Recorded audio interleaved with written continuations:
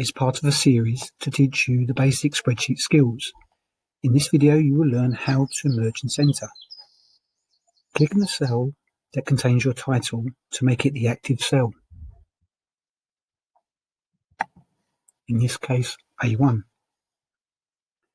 Left-click and hold down your mouse button and drag over the cells where you want your title.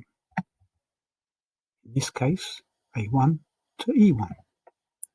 Then release. Then click the Merge and Center icon on the ribbon on the Home tab. This is a toggle, which means it's either on or off. So to reverse it, if you make a mistake, you can just click and Merge Center icon again.